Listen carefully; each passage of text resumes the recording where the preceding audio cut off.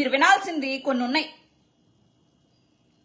విజయవాడలో వల్లభనేని వంశీ మన సైడ్ ఉన్నాడు, కొడాలి నాని మన సైడ్ ఉన్నాడు, లేకపోతే విడుదల రజనీనో లేకపోతే దేవినేని అవినాషో మన సైడ్ ఉన్నారు అని అనుకున్నారు.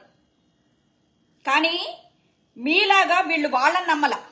టీడీపీ వాళ్ళు ఓకే ముఖ్య నాయకులు ఖాళీ అయితే ఏంటి, మళ్ళీ మేము నిలబడతామని చెప్పి కార్యకర్తలను రెడీ చేశారు.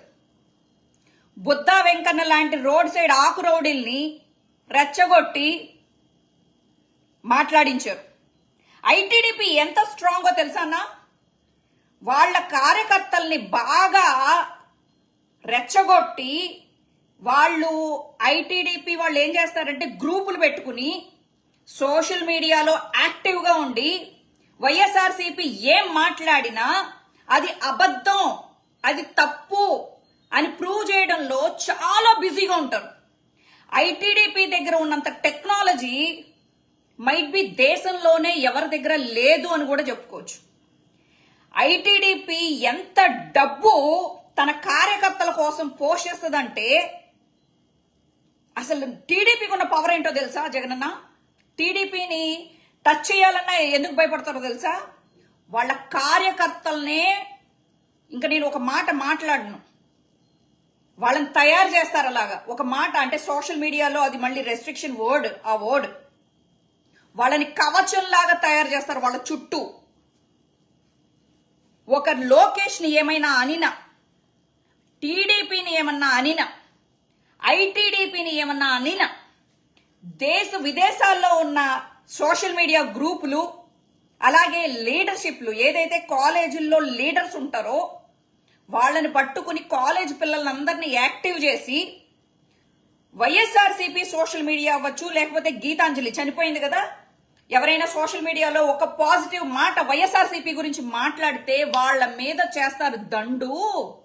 ఇప్పుడు నేను ఎందుకు చెప్తున్నానో తెలుసా? సుందరకాండలో రావణాసురుడి గురించి ఆంజనేయ స్వామి వచ్చి చెప్పినప్పుడు రాముడికి అర్థమైంది లంక ఎలా ఉంటది, రావణాసురుడు ఎలాంటోడు, రావణాసురుడికి ప్లస్లేంటి మైనస్లేంటి ఒక ఆంజనేయుడు చెప్తే రాముడికి అర్థమైంది. అలాగా ఈరోజు వైఎస్ఆర్సీపీకి ఐటీడీపీ గొప్పతనాన్ని, ఐటీడీపీ అలాగే టీడీపీ గొప్పతనాన్ని నేను మీకు చెప్పకపోతే మనం ఎప్పుడు భ్రమలో బతకాల్సి వస్తుంది.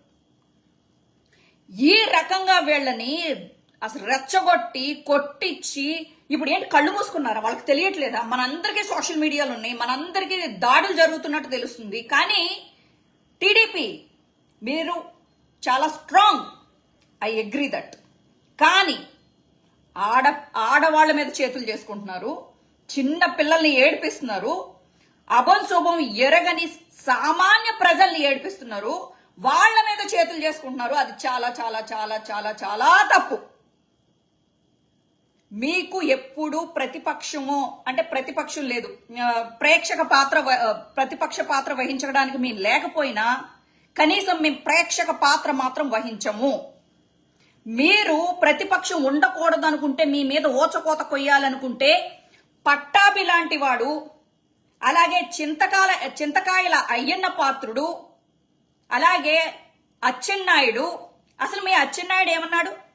పార్టీ లేదు బొక్క లేదు అని చెప్పేసి తిట్టిన అచ్చెన్నాయుడు, తెలుగుదేశం పార్టీ అధ్యక్షుడు అచ్చెన్నాయుడే పార్టీ లేదు బొక్క లేదు ఇంకేముంది అని చెప్పేసి అన్నాడు. అయినా లెగిశారు కదా. ఒక అవినాష్నో, ఒక కొడాలి నానినో, వల్లభనేని వంశీనో వాళ్ళు నమ్ముకోరన్నా? వాళ్ళు సోషల్ మీడియాలో వాళ్ళ కార్యకర్తల్ని రెచ్చగొట్టి ఆపోజిట్ పర్సన్ ని